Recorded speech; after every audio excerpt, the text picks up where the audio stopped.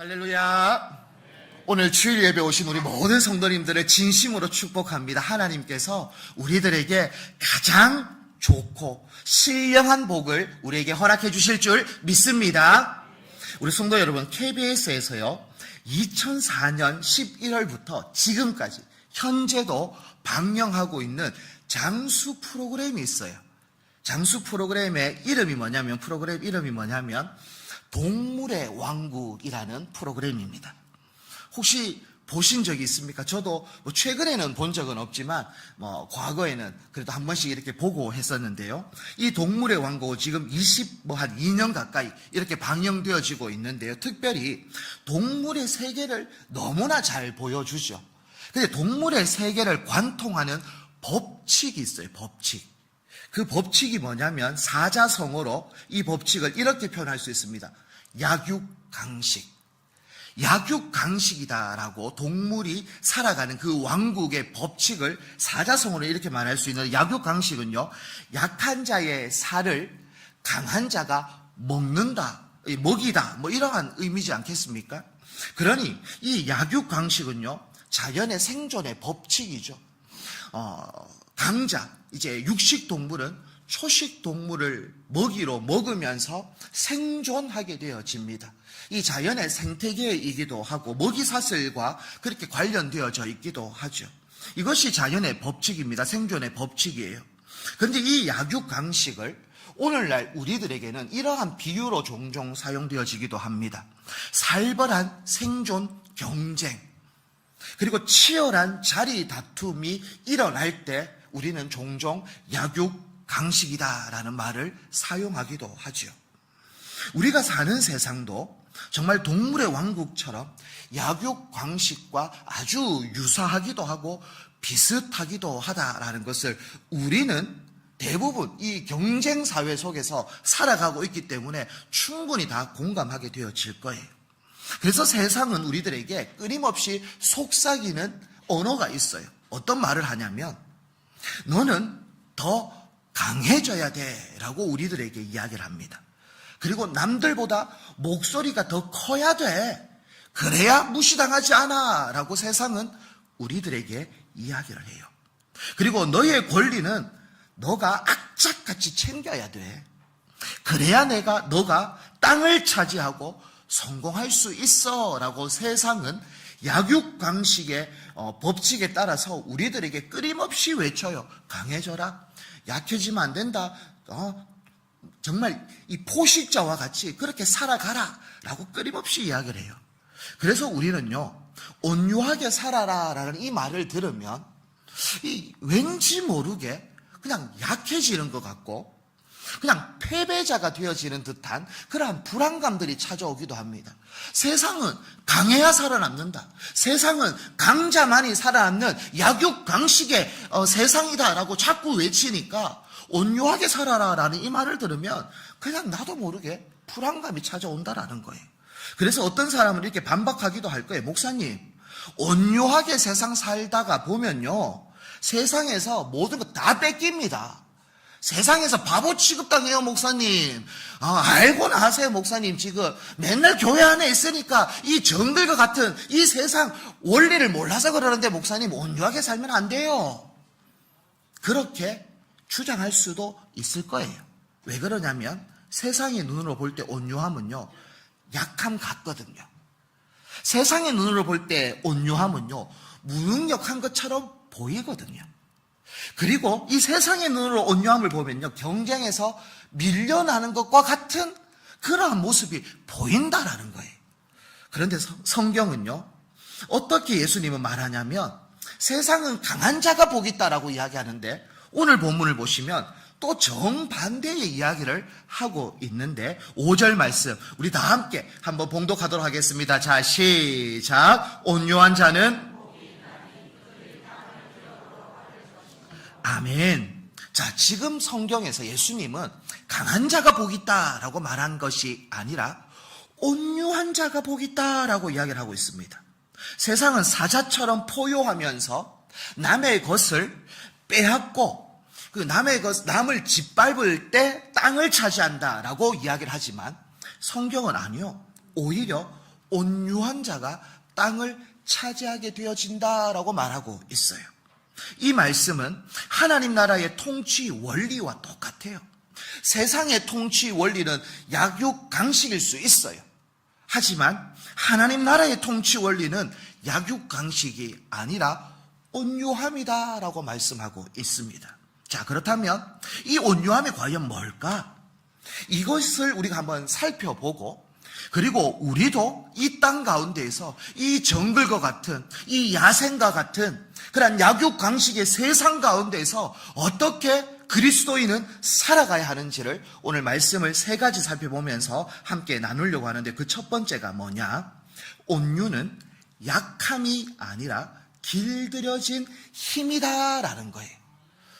자, 우리는 흔히 온유하다, 온유한 사람 이렇게 이야기를 하면요, 대부분 떠오르는 이미지가 뭐냐면 비실비실한 것 같은 느낌으로 자꾸 떠올라요.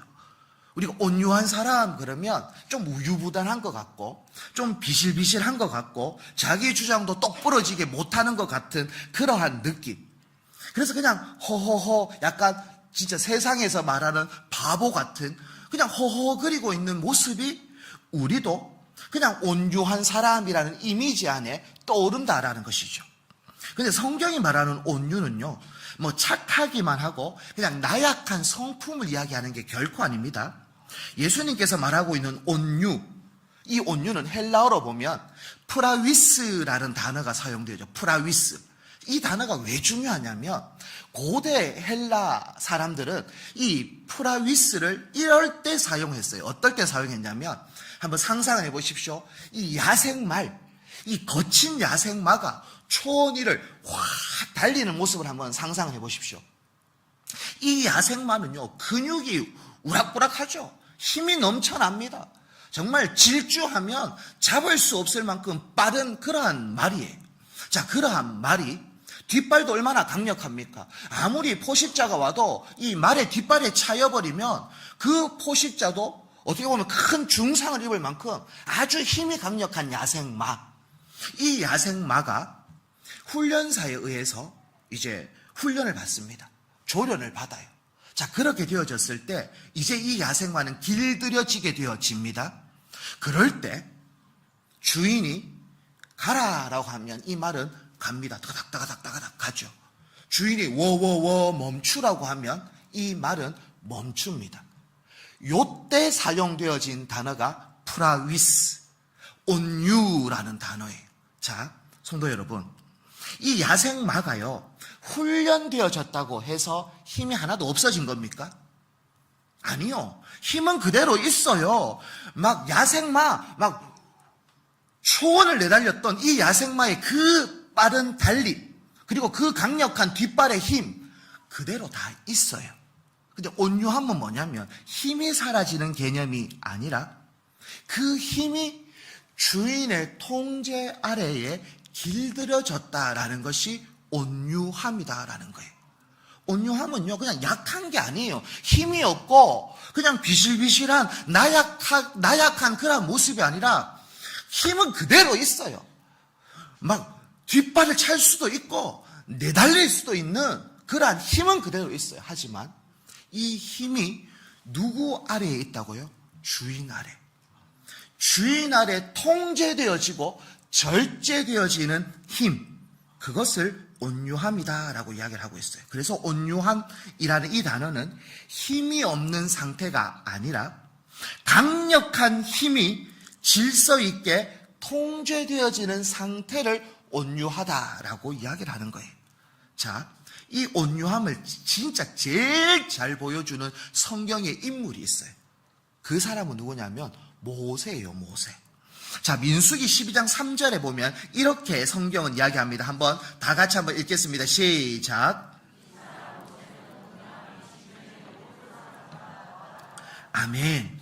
자, 여기서 성경은요, 온유함이 이 땅의 지면의 모든 사람보다 우월하다라고 이야기를 하고 있어요. 그렇다면 구약에서 말하고 있는 이 온유함은 똑같아요. 헬라어에서 말하는 그 온유함과 똑같은데, 자, 모세 어떤 사람이었냐? 그냥 우유부단한 사람이 아니에요. 비실비실한 그런 사람이 아니에요. 이 모세는요, 젊었을 때 애굽의 왕자 시절에 본인의 혈기대로 사람을 쳐 죽일 만큼 정말 불같은 그러한 혈기를 가지고 있었던 사람이 어찌 보면 모세예요. 그리고 80세가 넘어서 이스라엘 백성들을 이제 인도할 때 자꾸 이스라엘 백성들이 물었다 불평 원망 할 때 이 모세도 속이 상하는 거예요. 막 화가 막 올라오는 거예요. 그러니까 반석에다가 지팡이를 들고 2번이나 치면서 내가 물을 내어주자라고 하면서 그렇게 혈기를 부렸던 불같은 성격을 가졌던 사람이 모세예요. 그리고 모세는요, 애굽 왕자로 왕자 교육을 받았던 사람이에요. 웅병술도 대단합니다. 그의 논리는 따라갈 수 없을 만큼 지혜와 박식, 명철함, 통솔력, 지도력, 리더십 탁월한 사람이에요. 그러한 사람이 세상에서 가장 온유한 사람이다라고 이야기를 하고 있어요.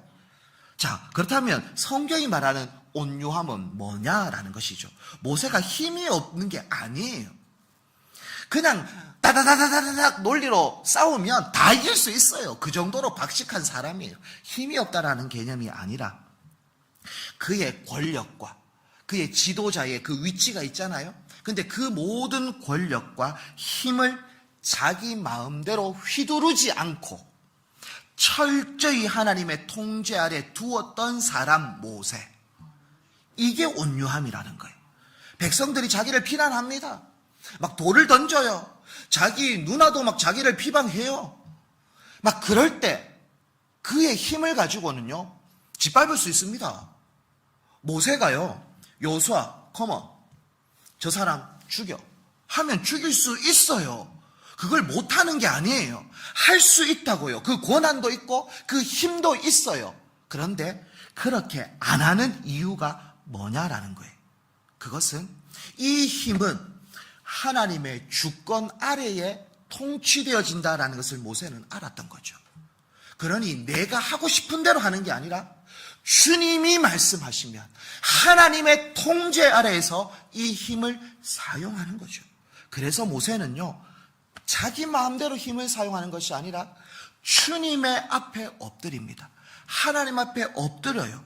그리고 폭발하고 싶지만 참고 견디고 인내하면서 그렇게 온유한 사람으로 길들여진 사람이 누구냐? 모세인 거죠. 모세도 야생마와 같은 사람이에요. 하지만 하나님의 말씀 가운데 길들여지니 하나님의 뜻대로 하나님의 도구로 쓰임받는 주의 종이 되어진 거예요. 사랑하는 성도 여러분, 우리 안에도요, 다 야생마 한 마리씩은 다 키우고 있습니다. 성질 없는 인간이 어디 있습니까? 안 그렇습니까? 성격 없는 인간이 어디 있습니까? 그리스도 예수 믿는다고 해가지고 내 소시자 끝에만 막 확 뒤집어 엎어볼 건데 이런 마음 없는 사람이 어디 있냐고요. 다 야생마 한 마리씩은 다 우리 안에 있거든요. 그런데 이것을 우리는 온유함으로 덮어야 돼요. 이것을 통제해야 되는 거예요. 하나님은 그걸 원하지 않거든요. 하나님은 내 속 시원하도록 막 뒤엎어버리는 걸 원하는 게 아니라 참아라, 기다려라, 인내해라, 이걸 이야기하고 있어요. 여러분, 세상 가운데 가면요, 우리의 자존심을 건드는 사람이 없겠습니까? 있습니다. 아이고, 예수 믿는다 하는데 니 뭐고 아이고, 저거 그냥 확 주디를 막 이런 마음이 안 들겠습니까? 그런데도 왜 참겠습니까? 하나님, 저는 저 인간을 복수할 수 있는 힘은 있지만 하나님이 원하시는 것이 아니기 때문에 이 힘을 사용하지 않고 온유함으로 하나님 이 힘을 통제하기를 원합니다. 이게 온유함이에요. 저는 우리 모든 믿음의 권속들이 온유는요, 약해서 참는 게 아니라 하나님 때문에 참는 것이고 하나님을 경외하기 때문에 참는 거룩한 믿음의 모습이다라는 것을 기억하셔서 힘들고 어렵지만 온유함으로 나의 이 야생마와 같은 이것을 주님께 맡겨드리면서 모든 고삐를 주님 손에 올려드리면서 통제되어지고 하나님 뜻대로 살아갈 수 있는 우리 모든 믿음의 권속들이 다 되어지기를 축복합니다. 두 번째로 살펴볼 것은요, 온유한 자는 하나님의 주권을 인정하며 기다리는 자가 온유한 자인 것이죠. 앞서 우리는 온유가 길들여진 힘이다라는 것을 살펴봤어요. 그렇다면 힘이 길들여진 사람은, 즉 온유한 사람은 어떻게 살아가야 하는가라는 것이죠. 그것은요, 인생의 모든 주권을 하나님께 맡기고 그분의 때를 기다리면서 살아가는 것이 온유한 자의 모습이다라는 겁니다. 내 힘으로 상황을 뒤집고 싶은 그런 일들이 있을 수 있어요. 야, 내가 이거 이렇게 한번 확 해보면은 내 뜻대로 될 것 같은데, 그러한 상황이 있을 수 있어요. 내 손으로 결판 내고 싶은 그러한 유혹이 찾아올 수 있어요. 하지만 그것을 이겨낼 수 있는 힘은 어디에서 찾아오냐? 온유예요, 온유. 성경에서 기다림의 온유를 가장 잘 보여준 구약 인물이 있는데 그 인물이 누구냐면 다윗이에요, 다윗. 다윗은요, 10대 시절 사무엘 선지자로부터 기름 부음을 받게 되어집니다. 차기 왕으로 기름 부음을 받게 되어져요. 그런데요, 그의 인생은요, 승승장구가 아니에요. 왕궁에 계속 거하는 게 아니라 사울 왕의 시기와 질투 받아가지고 지금은 광야에 쫓겨다니고 있는 도망자의 신세를 살고 있어요. 그런 다윗에게 인생을 단번에 역전할 수 있는 결호의 기회가 찾아오는데, 그때가 언제냐면 똑같이 사울 왕의 눈을 피해서 도망다니고 있는 중에 이 다윗과 이 부하들이 엔게디 동굴이라는 깊숙한 곳에 숨어 있었어요. 그런데 하필 요때 이 자기를 죽이려고 쫓아오던 사울 왕이 용변이 급해가지고 그 동굴 안에 쏙 들어와가지고 큰 볼일을 보고 있네요. 그게 딱 보였어요. 그러니까 다윗의 부하가 뭐냐고 하냐면, 바로 죽입시다. 바로 죽이면 이제 주군이 이스라엘의 왕이 되어질 겁니다 라는 그런 제안을 해요. 그때 다윗이 어떻게 합니까? 안 한다라고 합니다. 사울왕 안 죽여요. 죽일 수 있어요. 절호의 기회예요. 호위병도 없어요. 그냥 바로 가가지고 칼로 베어버리면 끝나는 거예요. 그런데 다윗 안 죽여요. 그냥 그의 옷자락만 살짝 베어요. 그리고 난 이후에 뭐라고 이야기하냐면 사무엘상 24장 6절 말씀에 보시면 이렇게 고백하고 있어요. 내가 손을 들어 여호와의 기름 부음을 받은 내 주를 치는 것은 여호와께서 금하시는 것이니 라고 하면서 그렇게 하지 않아요. 다윗이 용기가 없는 게 아니에요. 다윗은 용기도 있고 힘도 있고 손에 칼도 있고 그리고 명분도 있어요. 그 사울왕 죽이는 거 아무 문제가 없어요. 하지만 안 죽여요. 왜 그러냐? 다윗은 하나님의 주권을 인정하고 있기 때문에 그런 거예요. 하나님의 주권, 나는 의사결정을 할 수 있는 사람이 아니다. 하나님께서 의사결정을 해줄 것이다 라고 하나님께 모든 의사결정, 나의 운전대를 주님의 손에 맡겨드리는 거예요. 내가 운전하는 것이 아니라 나는 보조석으로 타고 하나님이 운전해 주십시오라고 그렇게 모든 것을 맡겨드릴 수 있는 인생, 이것이 온유한 자의 삶의 모습이다라는 것입니다. 온유한 자는요, 하나님보다 앞서지 않아요. 온유한 자는 철저히 하나님보다 뒤에 따라가는 거예요. 우리도 신약에 그렇게 이야기하지 않습니까? 예수님의 십자가의 길을 따라가는 삶을 사는 거지, 우리가 앞서서 막 먼저 걸어가고 예수님 따라오세요 라고 하는 게 아니에요. 신앙은 그렇지 않다라는 거예요. 신앙은 하나님이 걸어가신 길, 예수님이 걸어가신 길을 우리도 뚜벅뚜벅, 어떨 때는 쩔뚝쩔뚝이지만 그렇게 따라가는 것이, 그것이 우리의 신앙의 모습, 이것이 온유한 자의 모습인 것이죠. 그래서 온유한 자는 절대 하나님보다 앞서가지 않고 하나님의 뜻이 이루어지기를 기다리고 또 그 뜻대로 살기를 순종하는 삶을 살아가는 것이 온유한 자의 모습이다라는 겁니다. 사랑하는 성도 여러분, 우리의 삶 가운데에도요, 사울 왕과 같은 그런 문제들이 있어요. 야, 요거 요렇게만 하면 바로 되어질 것 같은데, 요것만 요렇게 풀어버리면 내 계산으로, 내 지혜로 요렇게 하면 될 것 같은 계산이 딱 설 때가 있어요. 절호의 기회 같은 모습이 있어요. 그런데 그걸 하나님이 원하시지 않을 수도 있다라는 거예요. 그래서 우리는 철저히 요렇게 하면 좋겠다라는 생각이 들어도 그래도 그 자리에서 멈춰서서 하나님 앞에 엎드려, 하나님 어떻게 해야 합니까? 하나님 어떻게 할까요? 하나님 도와주세요. 지혜를 주세요. 풀어주세요. 하나님 막혀있던 담도 열어주세요 라고 하면서 온유한 자로 모든 문제를 주님께 맡겨드리고, 그리고 그 걸음걸음을 한 걸음 한 걸음 걸어갈 수 있는 것이 온유한 자의 모습인 거예요.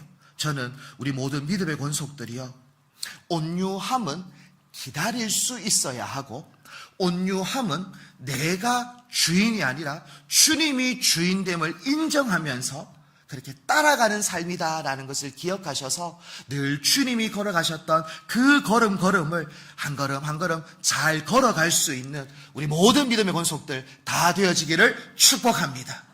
마지막으로 우리 세 번째가 있는데요, 그 세 번째는 온유한 자가 하나님의 진정한 유업을 누린다라는 겁니다. 이제 우리는 온유가 무엇인지를 두 가지로 살펴봤어요. 힘을 절제하는 것이 온유함이고, 그리고 하나님의 주권을 믿고 기다리는 것이 온유함이다라는 것을 우리는 살펴봤습니다. 그렇다면 이렇게 온유하게 살아가는 자들에게 주어지는 결과가 뭐냐? 주어지는 복이 뭐냐라는 것이죠.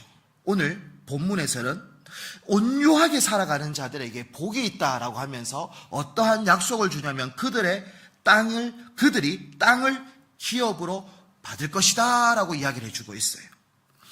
세상은요, 땅을 얻으려면 어떻게 가르치냐면 힘을 길러라, 이빨을 갈아가지고 다른 사람을 잘 물어가지고 삼켜서 빼앗고 그것을 차지해라, 뭐 이렇게 이제 가르치죠. 그런데 성경은요, 그냥 양보도 해라, 그래 하나님께서 채워주실 것이다 라고 믿고 기다리는, 어찌 보면 세상의 눈으로 봤을 때는 연약한 자의 모습일 수 있어요. 하지만 그러한 자가 결과적으로는 땅을 차지하게 되어진다라고 하는데요, 이 신비로운 법칙을 정말 성경에서 그대로 보여준 인물이 누구냐면 구약의 아브라함입니다. 아브라함 이야기를 보시면요, 아브라함은 조카 롯과 함께 가나안 땅에 정착을 하면서 살고 있어요. 그런데 이제 가축이 너무 많아져요. 그러니까 이 아브라함의 목자들과 이 롯의 목자들이 자꾸 이 목초지를 두고 자꾸 싸우는 거예요. 여기가 우리 여기서 양을 먹이겠다, 우리가 먹이겠다, 자꾸 분쟁이 생기고 다툼이 생기니까, 그러니까 한 가지 이제는 결단을 해야 되는데, 그것은 이제 각자가 이제 목초지를 그렇게 결정하는 그러한 상황 가운데 놓이게 되어집니다. 그때 아브라함은 집안의 어른이에요. 그러니 모든 결정권은 아브라함이 먼저 우선순위가 있어요. 좋은 땅을 차지할 권리가 있단 말입니다. 내가 봤을 때 이 땅이 좋으니까 나는 여기 하겠다라고 하고, 롯 보고는 너는 저기 가라라고 할 수 있어요. 그런데 아브라함 어떻게 하냐면 창세기 13장 9절 말씀에 보면 이렇게 이야기를 합니다. 제가 읽어드릴게요. 내가 좌하면 나는 우하고 내가 우하면 나는 좌하리라 라고 이야기를 하고 있어요. 자, 아브라함이 바보라서 양보했을까요? 아닙니다. 하나님의 유업은 내 힘으로 움켜쥐는 것이 아니라 하나님이 부어주시는 것이다 라는 것을 아브라함은 확실하게 믿고 있거든요. 이걸 내가 움켜진다고 움켜잡혀지는 게 아니라 하나님이 주시는 유업, 하나님이 주시는 땅은 이건 하나님이 주셔야 되는 거지, 내가 아무리 용쓰고 애쓰고 빼앗으려고 해도, 쟁취하려고 해도 그건 안 된다라는 것을 이미 아브라함은 알고 있는 거예요. 그러니까 이 온유한 사람이 갖고 있는 이 배짱이 있는 거죠. 이 담대함이 있는 거예요. 그래, 내가 이것을 가지려고 발부둥 안 쳐도 하나님은 온유한 자에게 채워주신다. 하나님은 온유한 자를 그냥 버려두시지 않는다 라는 믿음이 아브라함에게 있는 거예요. 그러니 먼저 선택해. 그래, 네가 좌하면 나는 우할게. 너가 우하면 그냥 나는 좌할게. 라고 이렇게 양보할 수 있는, 희생할 수 있는, 섬길 수 있는 삶을 아브라함은 살 수 있는 것이죠. 우리 성도 여러분, 우리도 똑같아요. 우리도 온유하게 행동하면요, 세상 사람들은 우리를 비웃을 수 있어요. 아이고, 저 봐라, 저래가 언제 성공하겠노? 라고 우리를 향해 손가락질 할 수 있단 말입니다. 하지만요, 결코 그것은 손해가 아닙니다. 왜 그런가?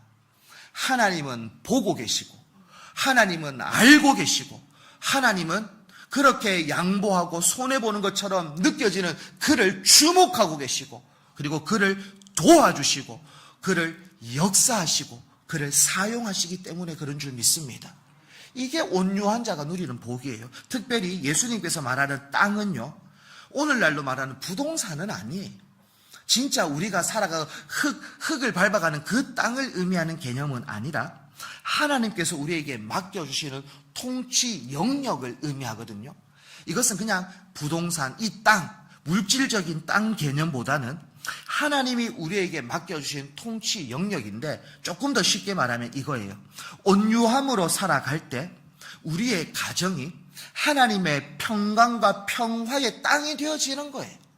이것이 하나님 말하는 너희에게 땅을 기업으로 주겠다라고 하는 말씀인 거죠. 온유함으로 살아갈 때, 직장생활 할 때, 그렇게 헌신하고 섬길 때 그 일터가 하나님의 나라, 하나님의 통치, 하나님이 간섭하는 거예요. 그러니 온유하게 살아가는 자는 하나님이 주목하고 있기 때문에, 하나님이 함께하고 있기 때문에 하나님께서 피할 길도 열어주시고, 그리고 닫혀있는 문도 열어주시고, 그렇게 하나님께서 돕는다라는 의미가, 이것이 여기서 말하는 땅의 복을 누린다라는 개념과 똑같은 거죠.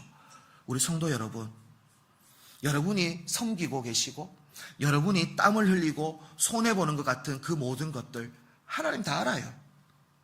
여러분 교사들 어찌 보면 정말 많은 수고를 하고 있거든요. 헌신하고, 조금 있으면 이제 성경학교도 하고 또 수련회도 하지 않습니까? 어제는 중학교 1학년들 그 담임 선생님이 그 반 아이들하고 이렇게 반 모임한다고 게임도 하고 여러 가지 이런 거 하는 걸 보면서, 맞다, 교사들은 지갑도 열어야 되고 시간도 내야 되고 그리고 게임도 준비해야 되고 여러 수고를 하는 거예요. 근데 그 수고 하나님 다 알고 있어요. 하나님 다 보고 계세요.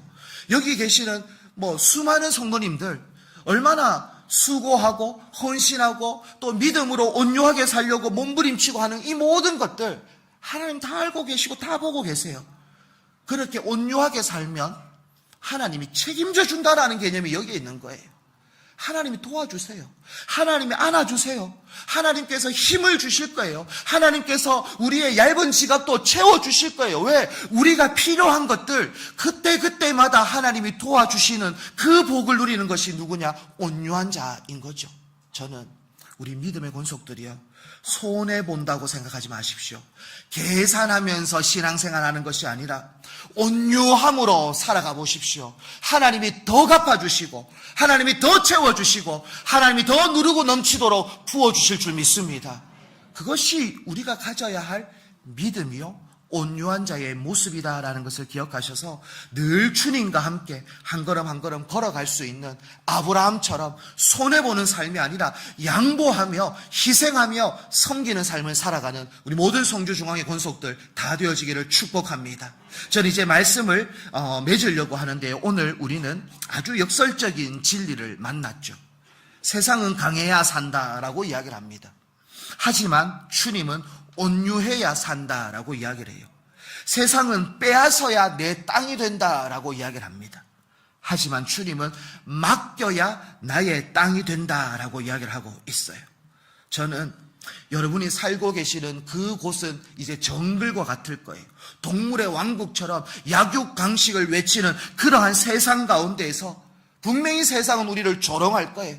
아이고 바보같이 그래 살아가네. 아이고 예수 믿으면 떡을 주나, 뭐가 주노? 라고 우리를 비아냥거리기도 할 거예요. 그럼에도 불구하고 반응하지 마십시오. 내가 저 인간 저거 뒷발로 한번 쳐봐야 되겠다. 그러한 복수심을 다 내려놓으십시오. 다 주님께 맡기십시오. 그러면 하나님이 일하시고 하나님이 해결하시고 하나님이 도와주실 줄 믿습니다. 그럴 때 우리에게 주어지는 하늘의 복, 신령한 복을 누리며 한 걸음 한 걸음 살아가는 참된 승리자가 다 되어지기를 축복합니다.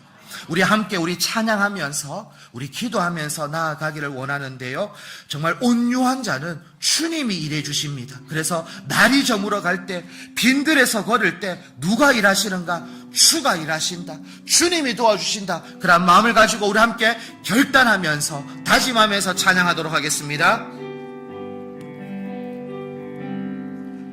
날이 저물어 갈 때, 빈들에서 걸을 때, 그때가 하나님의 때, 내 힘으로 안 될 때, 내 힘으로 안 될 때, 빈손으로 걸을 때, 내가 고백해 여호와. 날이 저물어 갈 때, 빈들에서 걸을 때, 날이 저물어 갈 때, 빈들에서 걸을 때, 그때가 하나님의 때, 내 힘으로 안 될 때, 빈손으로 걸을 때, 내 힘으로 안 될 때, 빈손으로 걸을 때, 내가 고백해 여호와. 주가 일하시네, 주가 일하시네, 주가 일하시네, 주께 아끼지 않는 자에게 주가 일하시네, 주가 일하시네, 주가 일하시네. 신뢰하며 걷는 자에게. 우리 한 번 더 고백합니다. 우리 모인 이곳에, 우리 모인 이곳에 주님 함께 계시네. 눈이 내 아버지는 해. 적은 떡과 물고기, 적은 떡과 물고기, 내 모든 걸 드릴 때 모두 고백해 여호와. 주가 일하시네, 주가 일하시네, 주가 일하시네, 주가 일하시네. 주께 아끼지 않는 자에게 주가 일하십니다.